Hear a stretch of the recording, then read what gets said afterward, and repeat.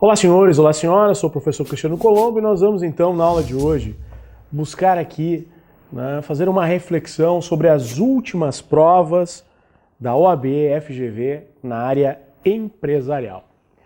Muito importante você que é nosso aluno aqui na Verbo Jurídico e que está se preparando nesse curso específico OAB segunda fase. Você vai ter aqui a oportunidade de revisar com a gente as últimas provas, os pontos, os artigos que são solicitados e trabalhar um pouquinho como se deve, de que maneira se deve realizar a resposta.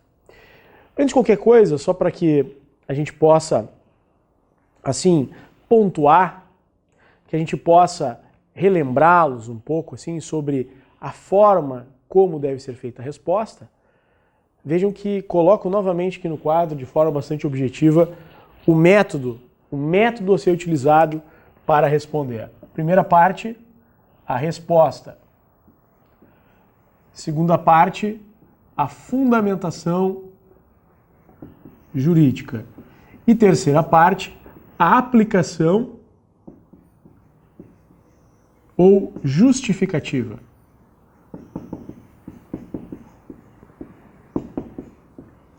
É muito importante, senhores, que nós busquemos, quando dá resposta, observar esses três elementos. Resposta, fundamentação jurídica, aplicação ou justificativa.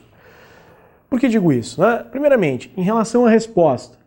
Uma resposta adequada para o exame da ordem é uma resposta ou sim ou não, ou uma resposta conceitual, ou uma resposta que aponte um instituto jurídico. Então você tem que ter atenção, Qual o tipo de atenção? Responder aquilo que estão lhe perguntando. Por que eu refiro isso? Porque muitas vezes os alunos, os candidatos ao exame de ordem, ao fazê-lo, esquecem do essencial, que é dar a resposta. Escrevem e não dizem se sim, também não dizem se não, que não. Ou ainda, esquecem de apontar um instituto jurídico que está sendo perguntado. Então, a dica para você: se a resposta for sim ou não, utilize como primeiro termo a palavra sim ou a palavra não. Em relação à fundamentação jurídica, faça constar pontos aqui que são fundamentais. Primeiro, os artigos do Código, os artigos do Código Civil, os artigos da Lei de Falência, os artigos da Lei das Sociedades Anônimas, esses vão fazer e vão formar uma jurisprudência, uma súmula. Isso vai formar o corpo da fundamentação jurídica. Mas as coisas não param por aí, porque nós não podemos somente responder sim nos termos do artigo tal. Mas, na verdade, devemos responder sim ou não nos termos do artigo tal e realizar uma justificação, uma justificativa, uma aplicação. Devemos aplicar, no caso concreto, o que estamos trazendo. Então eu sempre digo para os meus alunos, não esqueçam de, na justificativa, fazer referência àquelas personagens que fazem parte da história. O João, o Pedro, o Paulo, Nesse caso aqui, Rodrigues Alves Comércio Eletrônico Limitada. Então, as provas que nós vamos verificar. Porque não basta dizer que sim ou que não, mas você tem que buscar fazer uma justificativa. Uma resposta perfeita seria sim, nos termos do artigo tal, porque João, no caso concreto, se amoldou aos termos do artigo, nesse sentido, naquele outro sentido. Então, é dessa forma que nós devemos realizar o encaminhamento destas questões, ok? Então, não esqueça disso. Nós aqui da Verbo Jurídico procuramos, então, reunir na aula de hoje, pontos e questões das últimas provas, para que você chegue lá realmente tendo a ciência, o conhecimento de tudo que aconteceu nas últimas provas da OAB e, mais do que isso, sabendo os artigos, os dispositivos que devemos chamar a atenção. Bem, então vamos agora para o nosso festival de questões discursivas e nós vamos iniciar então tratando aqui de uma prova extremamente recente, a 18ª prova da OAB, FGV 2016, portanto, realizada recentemente, em que a questão trata exatamente de uma compra e venda levando em conta a lei de falências, ou seja, quando uma venda é realizada, né, e nesse caso é paga essa venda, e o produto não é entregue exatamente porque na verdade, né, esse estabelecimento que vendeu foi lacrado. Veja o que diz aqui o dispositivo, né, o disposto, aquilo que trata a questão. Diz lá, né? Questão 1, então, do 18º Exame de Ordem, FGV 2016, né, que vai tratar então do Rodrigues Alves, comércio de eletrodomésticos limitada. Ele vende uma geladeira e um fogão a prestações para Plasto. Mas a entrega não foi realizada em razão da decretação de falência do vendedor e do lacre do estabelecimento determinado pelo juiz na sentença. Então vejam, bem importante aqui a gente já enxergar as partes que estão ali. Primeiro, o Rodrigues Alves, comércio eletrodoméstico limitado, que é o vendedor, o Plácido, que é o comprador, que está pagando em parcelas, e ele não recebe o produto por quê? Em razão da decretação da falência, né, de Rodrigues Alves Comércio Eletrodoméstico Limitado. Bom, o que o comprador faz? O comprador, então, ele entra em contato, ele interpelou o Dr. Jordão, administrador judicial, para que se pronunciasse sobre a continuidade do contrato. E em caso negativo, que ele fosse restituída pela massa a parcela do preço que já foi paga com juros e atualização monetária. Considerando as disposições da legislação falimentar, responda aos itens a seguir, né? Então vejam que nós temos, mesmo antes aqui de olhar os itens que nós vamos avaliar, né, nós vamos responder, aqui já há uma importante pista que nós temos que ser inteligentes aqui e de pronto já apreendê-la. Vejam, fala aqui que nós devemos considerar as disposições da legislação falimentar. Então a dica já está dada. A resposta ela vai ser encontrada na legislação familiar, na legislação falimentar. Qual é a legislação falimentar? A lei, né, 11.101 de 2005. Então, a lei 11.101 de 2005 que vai trazer as respostas a esses itens que nós vamos agora analisar com todo cuidado. Bom, vamos lá então. Agora vamos para a tela então e vamos analisar aí cada uma delas. O item A, né? É cabível a restituição em dinheiro da parcela do preço pago pelo comprador, caso o administrador não dê prosseguimento à execução do contrato? Vejam que aqui nós temos na verdade, uma questão que dentro da nossa formatação de resposta, lembra, né? Resposta sim ou não, fundamentação jurídica e justificativa, nós vamos utilizar na resposta, a resposta aqui pede sim ou não como primeiro elemento. Então, é cabível a restituição do dinheiro da parcela do preço pago pelo comprador? A resposta é não. Não, a primeira resposta é não. Por quê? Nos termos do artigo 119.3 da Lei 11.101 de 2005. Né? O que diz a Lei 11.101 de 2005, mais precisamente em seu artigo 119? Nas relações contratuais a seguir mencionadas, prevalecerão as seguintes regras. Inciso 3. Não tendo o devedor entregue coisa móvel ou prestado serviço que vendera ou contratar a prestações, e resolvendo o administrador judicial não executar o contrato, o crédito relativo ao valor pago será habilitado na classe própria. Então vejam, nós temos aqui, primeiramente, se é cabível a restituição em dinheiro da parcela, a primeira resposta é não, né? Porque nos termos do artigo 119 da Lei 11.101 de 2005, então haverá então uma habilitação desse crédito na classe própria. Além disso, nós aplicaremos também o artigo 83, inciso 6, a linha A dessa mesma lei, da Lei de Falências, né? Que diz o seguinte: a classificação dos créditos na falência obedece à seguinte ordem. Olha o que diz lá. Item 6, créditos quirografários, que são estes que nós estamos vendo aqui. Letra A, aqueles não previstos nos demais incisos deste artigo.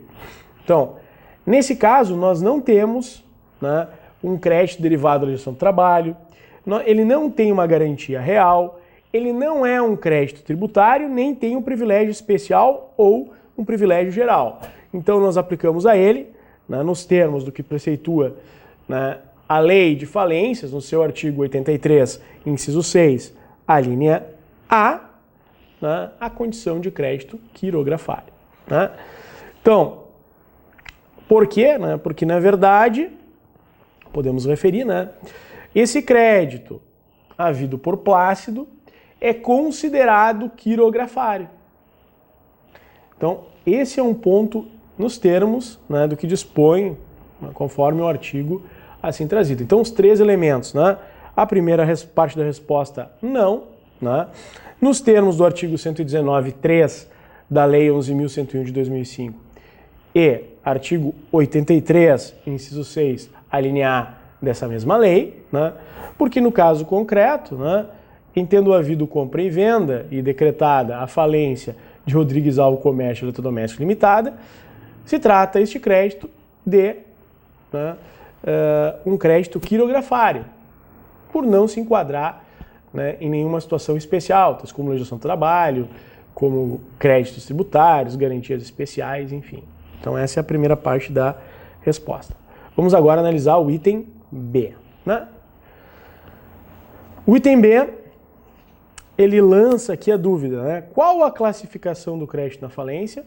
Trata-se de crédito concursal ou extra-concursal? Né?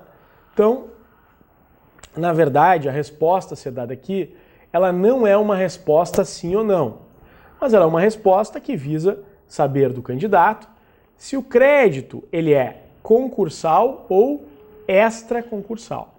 Esse é o ponto aqui que nós temos que nos dedicar, que nós temos que analisar.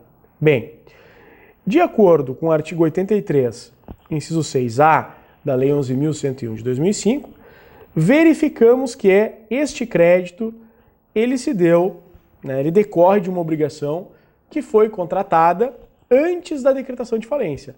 Logo, ele é concursal. Né? Então, qual a classificação do crédito na falência? Este crédito deve ser classificado como um crédito concursal, nos termos do artigo 83, inciso 6, a linha A, da Lei 11.101 de 2005. Por quê? Porque ele se deu, é uma obrigação assumida antes da decretação da falência. Né? Então, senhores, vejam uma questão bastante interessante, uma questão bastante importante, que trabalha com dois itens, né?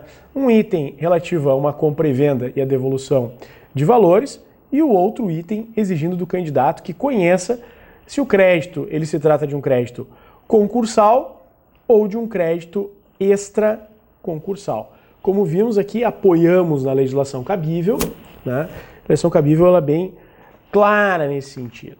E vamos então agora a uma segunda questão. Então, atentos aí você de casa, né? Vimos aí a lei, começamos a estudar e vejam a primeira questão que cai aqui no 18º exame de ordem, é uma questão envolvendo a lei das falências. Temos que ter atenção, nós temos aulas específicas durante o nosso curso sobre a lei de falências.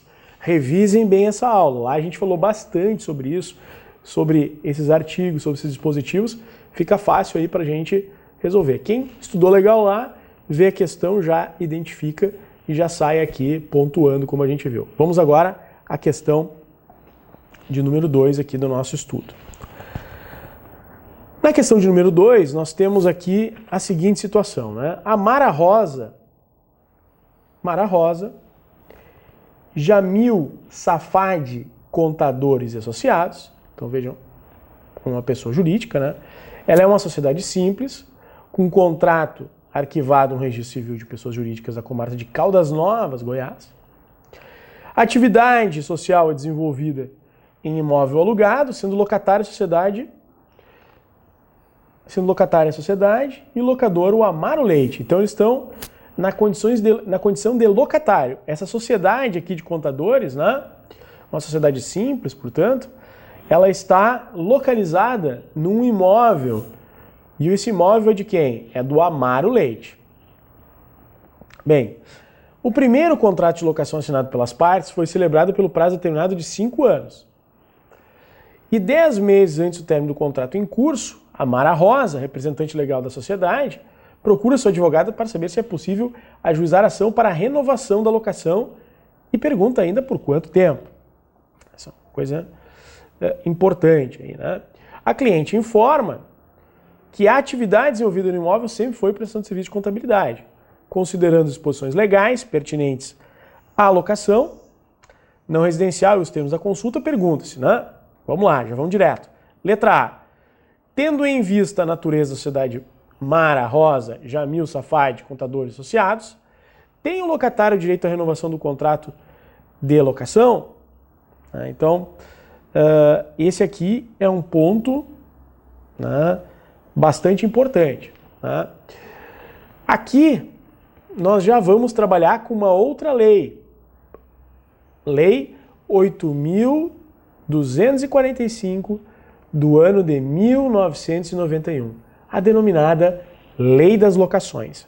E uma parte, assim, muito importante, que são as de locações não residenciais, né? As locações, então, voltadas ao comércio ou não residenciais. Vejam que, na verdade, a primeira situação que nós temos que vencer aqui é o fato de nós estarmos diante de uma sociedade simples, ou seja, não é uma sociedade voltada à indústria ou mesmo ao comércio. Mas interessante, né? O artigo 51, parágrafo 4º da Lei 8.245 de 91, Lei das Locações, ela estendeu as locações celebradas por indústrias e sociedades civis com fins lucrativos regularmente constituídas. Ou seja, também tem direito à renovatória às sociedades simples. A sociedade de advocacia também entraria aqui. Né? Então vejam, a letra A. Tendo em vista a natureza da sociedade, né, Mara Rosa, Jamil Safad, contadores associados, tem o locatário direito à renovação do contrato de locação? A resposta é que sim, nos termos do artigo 51, parágrafo 4º da Lei 8.245 de 91, uma vez que né, este parágrafo estende esta possibilidade para, né, sociedades civis com fim lucrativo. Leia-se à luz do novo Código Civil ou à luz do Código Civil de 2002, que vem a ser posterior a esta legislação, né, as hoje denominadas sociedades simples. Ponto. Né? Seria um ponto. Além desta situação, há que se analisar os requisitos. E os requisitos estão presentes, porque nós temos o artigo 51, né, nós temos um contrato por escrito, por prazo determinado de 5 anos, né, e ele continua desenvolvendo a mesma atividade nos últimos 3 anos. Por quê? Do texto dá para verificar, está bem claro que é uma sociedade de contadores e permanece sendo uma sociedade de contadores, né, nos últimos, todo o período, então nos últimos 5 anos. Né? Então vamos lá. Então a letra A nós vamos responder. Vamos voltar então para a nossa questão. Né? Tendo em vista a natureza da sociedade, tem o locatário direito à renovação? Sim, nos termos do artigo 51 e 51, parágrafo 4º, né, da Lei 8245 de 91, uma vez que preenchidos os requisitos, quais sejam contrato por prazo escrito, 5 anos, desenvolvendo a mesma atividade por mais de 3 anos, que foi o caso aqui, né? Portanto, né, Mara Rosa, Jamil Safad, contadores associados, tem direito à renovação. Né? Então, aqui é um ponto importante, né? Inclusive pode-se dizer, né, em razão dessa extensão que o parágrafo 4º dá, também estendendo a sociedade civis com fins lucrativos. Vamos ao item B agora. Qual a ação cabível para a solução do caso? Há ainda tempo hábil para a sua propositura?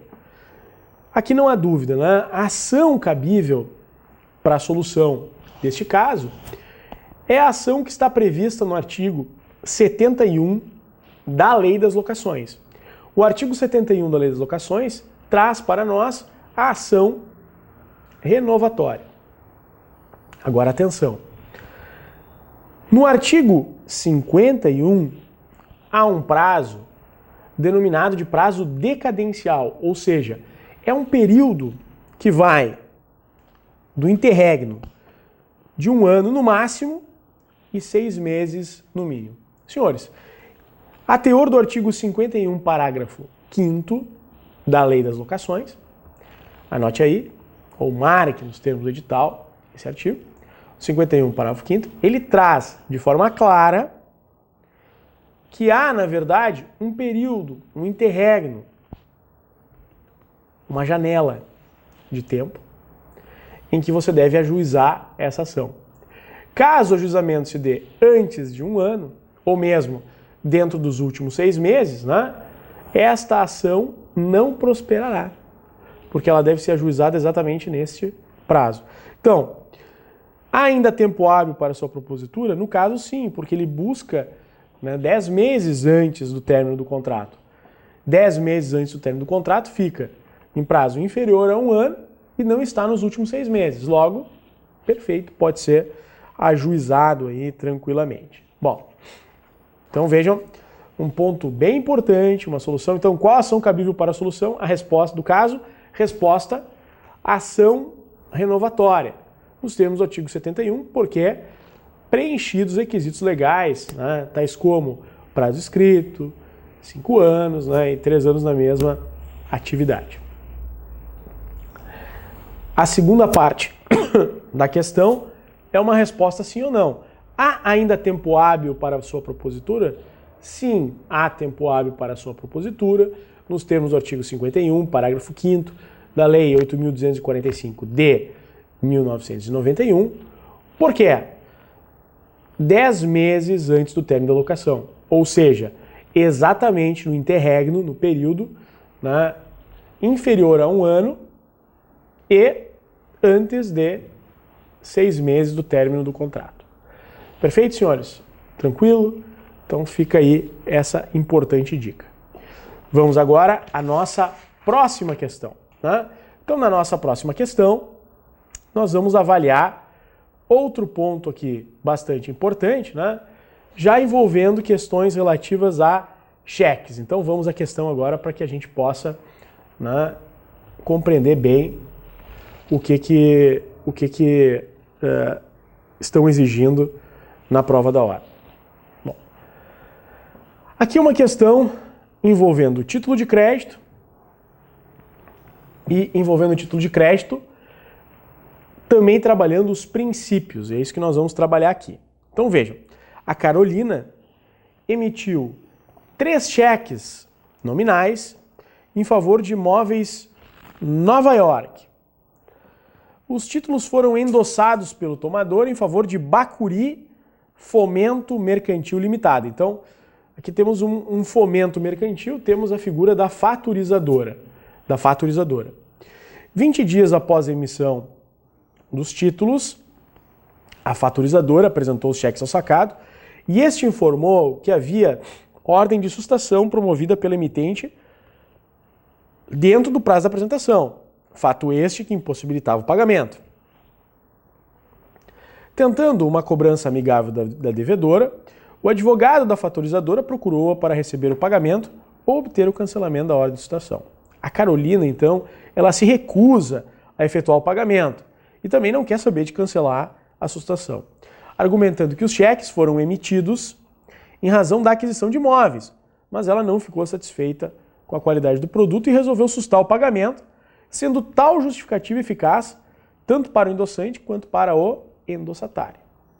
O advogado da faturizadora, insatisfeito com os argumentos emitentes do cheque, prepara uma petição inicial de ação executiva por título extrajudicial e, nas razões jurídicas da peça, tecerá argumentos para sustentar a legalidade da pretensão de seu cliente, com base na teoria e na legislação sobre títulos de crédito. Com base na hipótese apresentada, responda ao item a seguir. Então vamos agora analisar esse primeiro item, né? O item A. Considerando os princípios da cartularidade, da literalidade, da autonomia e abstração presentes nos títulos de crédito, qual deles pode ser utilizado pelo advogado para refutar, para recusar, né? A palavra refutar significa recusar. O argumento apresentado por Carolina para o não pagamento dos cheques, né? Antes da gente continuar, aqui a gente tem que ter uma análise aqui que é bem própria do exame de ordem, que é a perspectiva. Essa questão, ela exige do candidato que ele analise o caso sob uma perspectiva. Vejam que nesse caso aqui, está perguntando qual o princípio que o advogado poderá utilizar para refutar, ou seja, para recusar o argumento apresentado por Carolina. Senhores e senhoras, neste caso nós temos que buscar os argumentos de defesa que podem ou que devem ser apresentados pelo advogado de quem? Da fatorizadora. É muito importante que em um problema você identifique o que é que estão perguntando. E mais do que isso, você identifique sob que ângulo, sob que forma, né, como você deve se posicionar e na defesa de quem. Eu já vi muito candidato aqui em exame de ordem, né? Por exemplo, saindo nessa questão, falando dos direitos da Carolina aqui na letra A. Não, não é isso. Está perguntando qual é o princípio que o advogado da fatorizadora vai ter para afastar a alegação da Carolina. Então, muito cuidado, porque o exame de ordem ele pode te jogar uma questão, te trazer dados e pedir a você que se posicione de acordo com uma determinada parte, com um determinado polo do processo. E aqui está bem claro. A letra A, você tem que ser o advogado da fatorizadora. Vamos à questão então, voltemos. Então diz o seguinte. Nesse caso, senhores, nós temos que ter a seguinte noção. Nós estamos diante aqui de um título de crédito e do endosso, e da figura do endosso, né? Quando há um endosso, temos o endossante e temos o endossatário. Nesse caso, trabalhamos aqui com a teoria do título de crédito e, sobretudo, estamos diante do princípio da abstração do título de crédito. Ou seja, como houve uma insatisfação por parte da Carolina com a qualidade do produto, isso é uma defesa, uma exceção pessoal, que vai poder ser oposta somente contra o vendedor. Não poderá ser alegado perante o fatorizador. Então, diante da abstração do cheque, em relação à causa de submissão no momento do endosso, é possível recusar, refutar o argumento apresentado pela Carolina. Nos termos do que? Da Lei 7.357 do ano de 85. Né?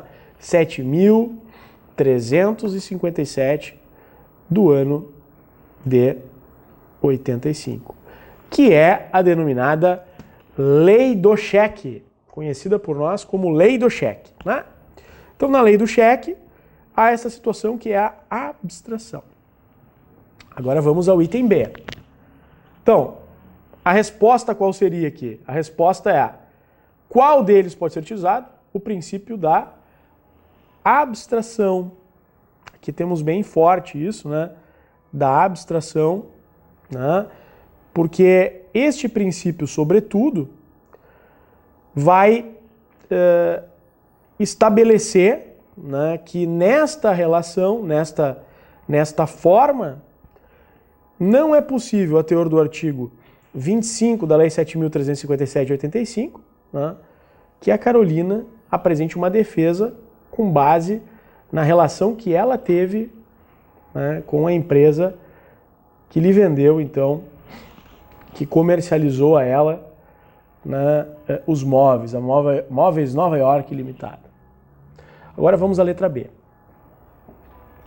Caso os cheques tivessem sido emitidos por Carolina com cláusula não à ordem, então essa cláusula não permite, né, o endosso. e transferidos à fatorizadora pela forma aplicável aos títulos, não à ordem, caberia a mesma resposta apresentada no item A? Justifique. Gente, aqui, né, se nós tivermos uma cláusula não à ordem, nós não teremos aqui, diante de nós, o instituto do endosso. Nós teremos, neste caso, o instituto da cessão de crédito.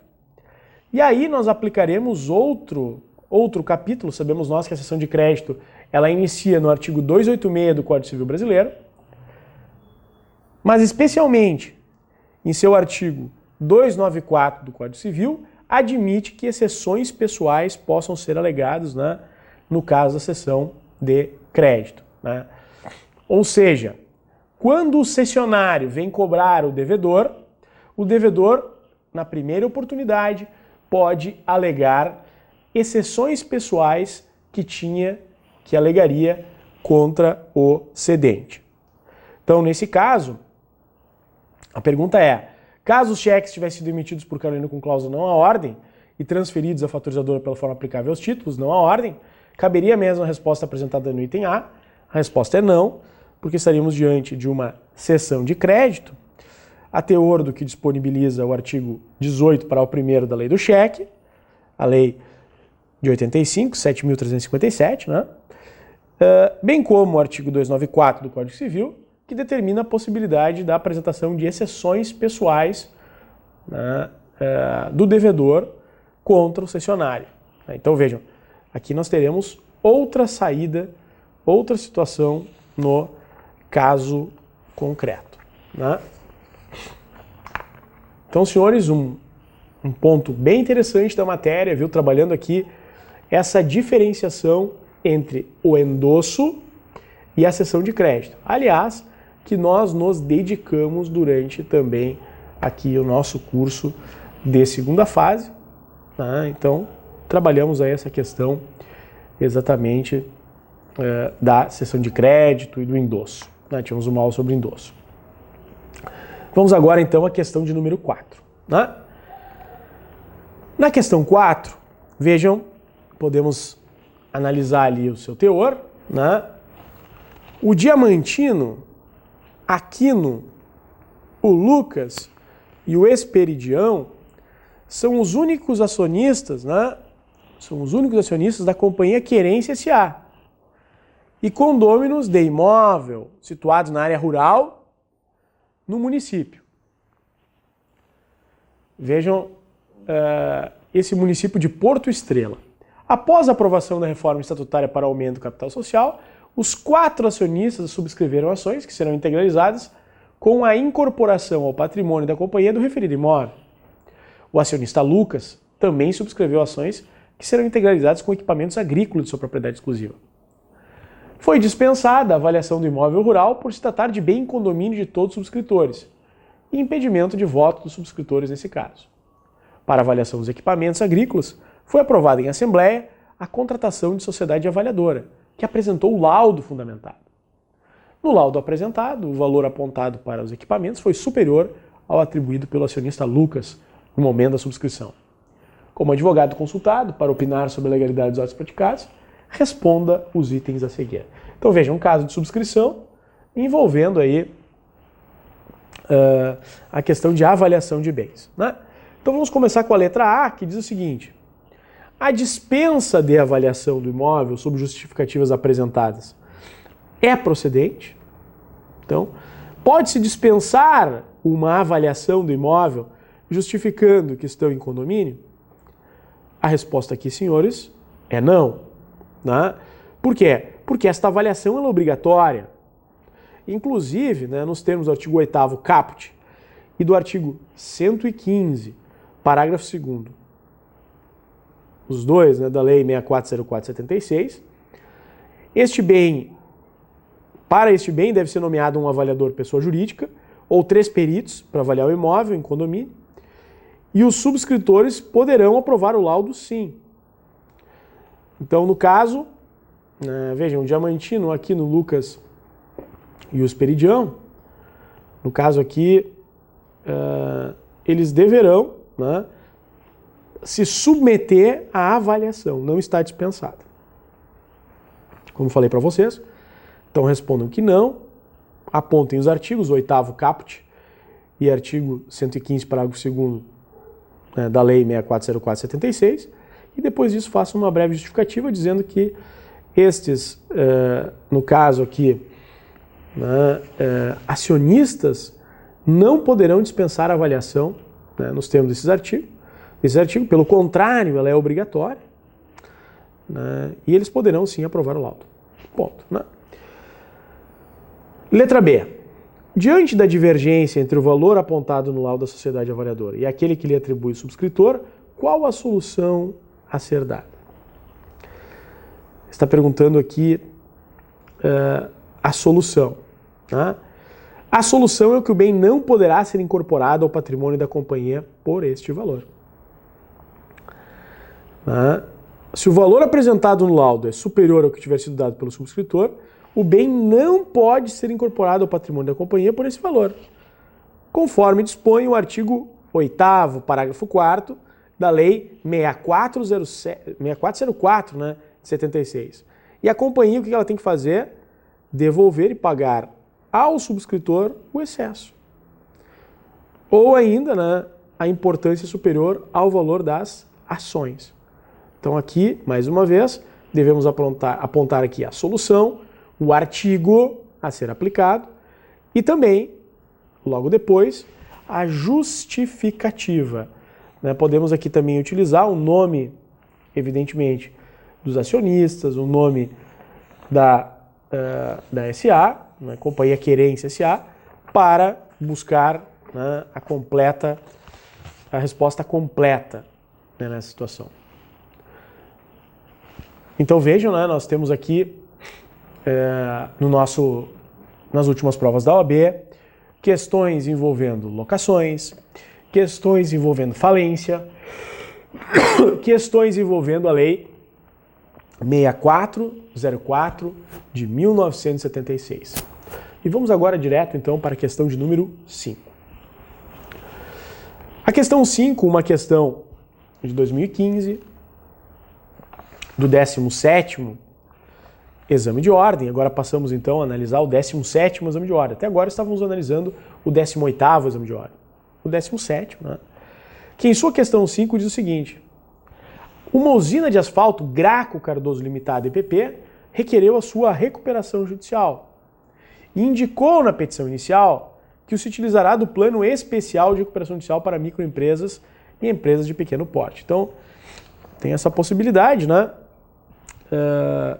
O artigo 72, 71, 72 da lei traz, da lei aqui 11.101 de 2005, né? A lei de falências, né? Recuperação judicial, extrajudicial e falência. Então diz lá que ele quis se utilizar desse plano especial de recuperação judicial. No prazo legal foi apresentado o referido plano, que previu, além do parcelamento dos débitos em 30 meses, com parcelas iguais sucessivas, o abatimento de 15% no valor das dívidas e o trespasse do estabelecimento da sociedade situado na cidade de Ilha das Flores. Aberto prazo para as objeções, um credor quirografário, titular de 23% dos créditos dessa classe, manifestou-se contra a aprovação do plano por discordar do abatimento proposto, aduzindo ser vedado o trespasse como meio de recuperação. Com base na hipótese apresentada, responda aos itens a seguir. Né? Uma pergunta, a letra A, diz assim: diante da objeção do credor quirografário, a proposta de abatimento apresentada pela sociedade deverá ser apreciada pela Assembleia Geral de Credores? Procede tal objeção? A resposta aqui é não. Por quê? Porque esse plano especial de recuperação judicial, voltado às microempresas, empresas de pequeno porte, não se submete à Assembleia de Credores, né? Nos termos do que dispõe o artigo 72, caput da Lei 11.101 de 2005. A objeção ela não procede. Por quê? Porque esse plano ele pode sim conter uma proposta em que pressupõe, em que leva em conta o abatimento do valor das dívidas. E para isso nós temos um artigo específico. Está lá, você pode marcar o artigo 71, inciso 2, da Lei 11.101 de 2005. Mas não para por aí. Temos mais uma pergunta, que é da letra B. Em relação ao segundo argumento apontado pelo credor quirografário, possibilidade de trespasse. É lícito a sociedade escolher o trespasse como meio de recuperação se esta medida for importante para o soerguimento, ou seja, para o levantamento de sua empresa? Então aqui, mais uma vez, uma resposta sim ou não. E a resposta aqui é não. Por quê? O artigo 71 da Lei 11.101 de 2005, ele não prevê, entre as hipóteses de recuperação, a possibilidade, né, do trespasse do estabelecimento.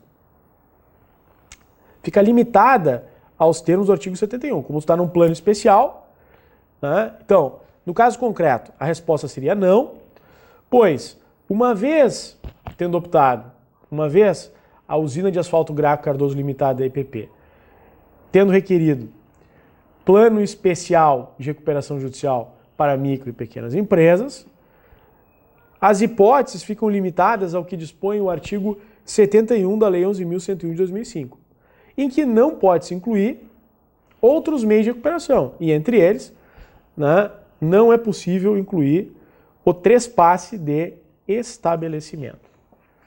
Então vejam, uma situação bem interessante aqui, mais uma vez, vejam que como tem caído, né? Então atenção, senhores, você que está, né, se preparando para esse exame de direito empresarial, atenção às aulas que aqui trabalhamos com a Lei 11.101 de 2005. São aulas importantíssimas, né? Porque caem bastante no exame de ordem. Vamos agora, senhores, a mais uma questão. Uma questão envolvendo título de crédito.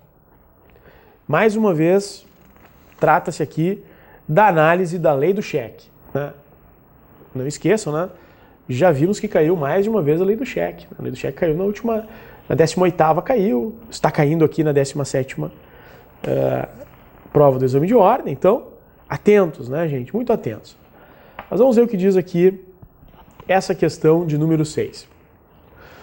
O Joaquim, ele emitiu um cheque cruzado em favor do Teotônio no dia 15/1/2015.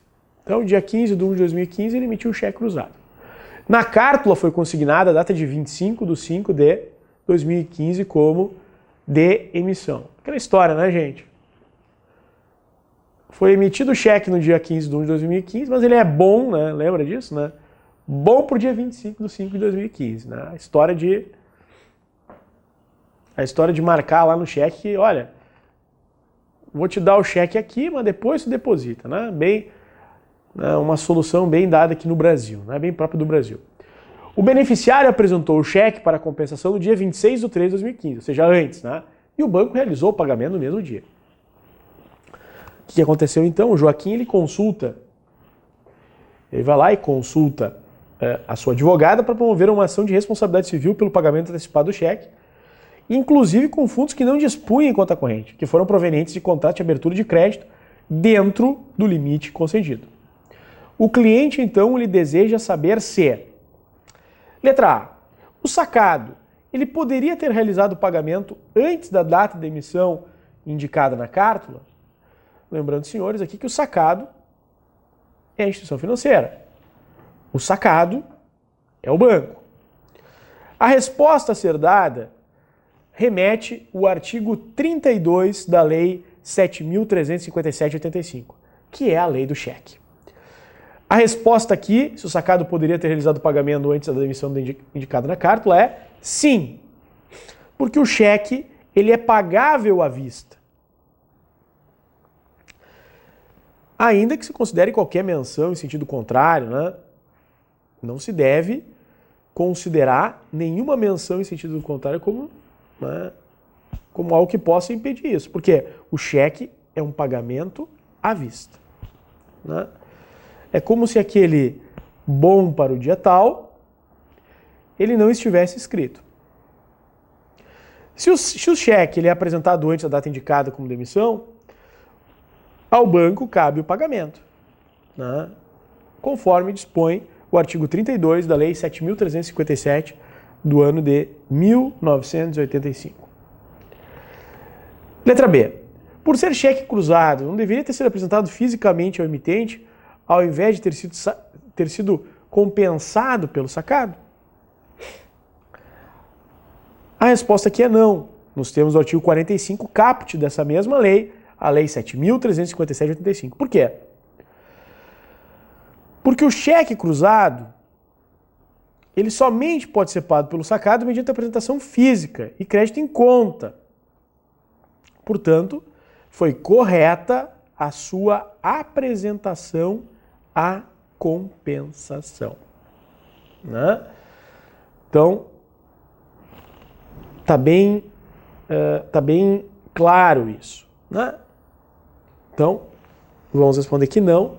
Nós temos o artigo 45 caput da lei do cheque, 7.357/85, né? Exatamente porque aqui se faz, o cheque cruzado ele vai exigir o crédito em conta e foi correta a apresentação à compensação. Tem dúvida. Agora, a linha C aqui, né? O banco, ele poderia ter utilizado a soma proveniente de contrato de abertura de crédito para realizar o pagamento do cheque? Bom, aqui a resposta, com certeza, é sim, né? Porque a soma proveniente desse contrato de abertura de crédito, ela é considerada, né, fundo disponível, ou fundos disponíveis em poder do sacado, possibilitando então o pagamento do cheque. Então, lembro a vocês, aqui, essa possibilidade vem fundamentada no artigo 4º, parágrafo 2º, a linha C da lei do cheque, a lei 7.357 de 1985. Então vejam, caso bem importante aqui, né? Você de casa, muita atenção, que caiu nas últimas provas. Lei das locações, lei do cheque. Dá uma olhadinha lá na lei do cheque. Dá uma olhada no nosso material que trata sobre o cheque. Né? Também lei das locações. Dá uma olhada no nosso material, aquilo que podemos ver, podemos trabalhar com essa ideia. Então, bem importante. Senhores, vamos agora analisar mais uma questão, a questão de número 7. Vamos, mais uma vez, à tela. Lembro a vocês, esta é uma questão do 17º Exame de Ordem, 2015, que vai dizer que a companhia CM Têxtil S.A. ela é de capital autorizado. Isso é importante, né? O Conselho de Administração, com base em permissivo contido no Estatuto Social, aprovou o aumento do capital social e a emissão de bônus de subscrição, ambos no limite do capital autorizado. O acionista minoritário, o seu Lobato aqui, né, consultou mais uma vez a sua advogada, questionando-a sobre os pontos a seguir.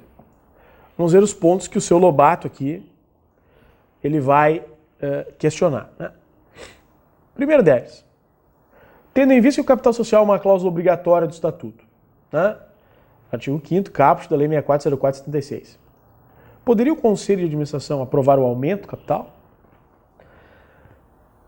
Senhores, né, aqui para a gente poder compreender, temos que conhecer, além da competência do Conselho de Administração, quando autorizado pelo Estatuto para deliberar sobre o aumento de capital, né, também a questão de deliberar sobre a emissão de bônus de subscrição e a própria finalidade desse bônus.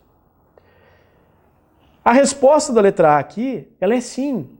Nos termos do que preceitua o artigo 166, inciso 2, e o artigo 168, caput da Lei 6404 de 76. Por quê? Porque na sociedade de capital autorizado, o capital social pode sim ser aumentado por deliberação do Conselho de Administração, independentemente da reforma estatutária. Então aqui, um ponto bem importante aqui, a gente pode deixar bem marcado aqui, né? Vejam que nós temos ali no artigo 166 a seguinte expressão: o capital social pode ser aumentado. Diz lá, o capital pode ser aumentado. Né? E ali todas as suas hipóteses, que vão do inciso 1 até o inciso 4. E no inciso 2 diz, por deliberação da Assembleia Geral do Conselho de Administração, observado que a respeito dos poderes do Estatuto, nos casos de emissão de ações dentro do limite autorizado no Estatuto. Então tá aí.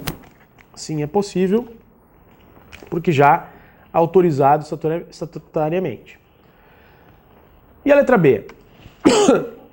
Poderia o Conselho de Administração aprovar a emissão de bônus de subscrição? Aqui nos voltamos, então, a dois dispositivos. Se você quiser anotar, o 75 e o 76. Né? O que diz ali o artigo 75? Diz o seguinte: a companhia, 75, poderá emitir, dentro do limite de aumento de capital autorizado no Estatuto, títulos negociáveis denominados de bônus de subscrição. Parágrafo único. Os bônus de subscrição conferirão aos seus titulares, nas condições constantes de certificado, direito de subscrever ações do capital social, que será exercido mediante a apresentação de título à companhia e pagamento do preço de emissão nas ações. Então, a resposta aqui que se poderia o Conselho de Administração aprovar a emissão de bônus de subscrição é sim, né? Nos termos do que dispõe o artigo 76 da Lei número 6404/76. Logo, a companhia CMT-SA, por ser de capital autorizado, né, poderá emiti-lo. Então vejam, aqui está bem importante. Né? Os bônus de subscrição, o que eles são? Né? Nos termos do artigo 75 e parágrafo único, a gente já leu aqui, que são valores mobiliários, que se atribuem aos titulares, né?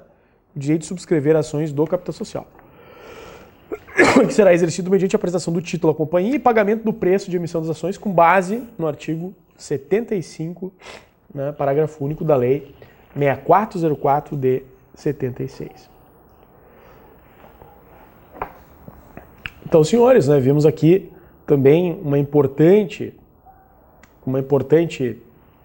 questão, tratando mais uma vez da Lei 6404 de 76. Então, se a gente puder fazer assim, só para a gente pudesse fazer um apanhado, né, do que caiu na última prova, porque nós estamos realmente aqui analisando aquilo que caiu na última prova. Né? Então fica aqui comigo aqui que eu vou revisar o que veio caindo na última prova. Olha só, primeiro, se tu for ver, por analisar aqui questão por questão, a questão 1 que nós vimos aqui em aula tratou exatamente sobre, né, a lei de falências. Então a lei 11.101 de 2005. Então, uma para a lei de falências. Depois disso, a questão 2 tratou sobre as locações comerciais. No caso aqui, locações não residenciais, abarcando também a sociedade simples. Depois disso, um terceiro ponto, nós tivemos aqui uma questão sobre título de crédito. E a diferença em relação, né, a questão do endosso, a diferença entre o endosso e a cessão de crédito.